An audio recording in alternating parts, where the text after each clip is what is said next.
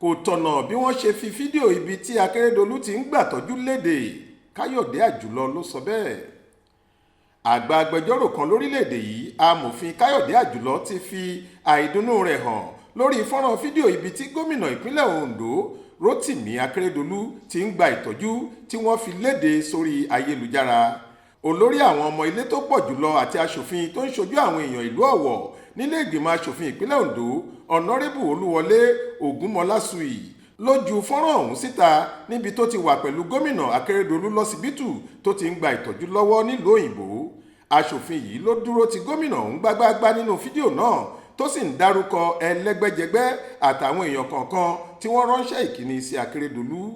Fídíò yìí ní Ajulọ ní kò bójúmu rárá, bẹ́ẹ̀ ni kò tún mú ọpọlọ pípé lọ́wọ́ pẹ̀lú, nítorí ó ti jẹ́ káwọn èèyàn mọ ipò ewu tí àìlera arákùnrin wà. Ìgbésẹ̀ yìí ló ní ó tako ẹ̀tọ́ àdáni rẹ̀ lábẹ́ òfin.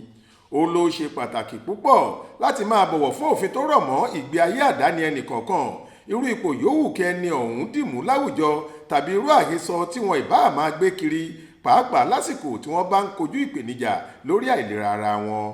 Ó ní ìbá dára púpọ̀ kí wọ́n ṣètò ìpàdé ìdákọ́ńkọ́ pẹ̀lú àkẹ́tì tàbí kí wọ́n jẹ́ kí ẹnìkan, bóyá adelé gómìnà, akọ̀wé ìjọba ìpínlẹ̀ Ondo Dèjì Àkúrẹ́ tàbí ọlọ́wọ̀ tìlú Ọ̀wọ̀ pè é sórí aago kí wọ́n sì jọ sọ̀rọ̀ pọ̀ lórí fídíò wọ̀sáàpù.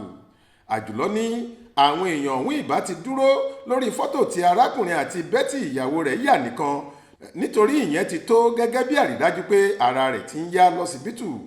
Àjùlọ ní ọ̀rọ̀ àìlera èèyàn wà láàrin ẹni ọ̀hún àti Ọlọ́run, àti pé kì í ṣohun tó yẹ káwọn onímọ̀tara ẹni nìkan máa fi ṣe òṣèlú. Olúṣèyẹ Ìyádé ló ṣàkójọ ìròyìn yìí fún iléeṣẹ́ tẹlifíṣàn Aláròye online. Faith Adébọ́lá ló kà á sétí ìgbọ́ yín.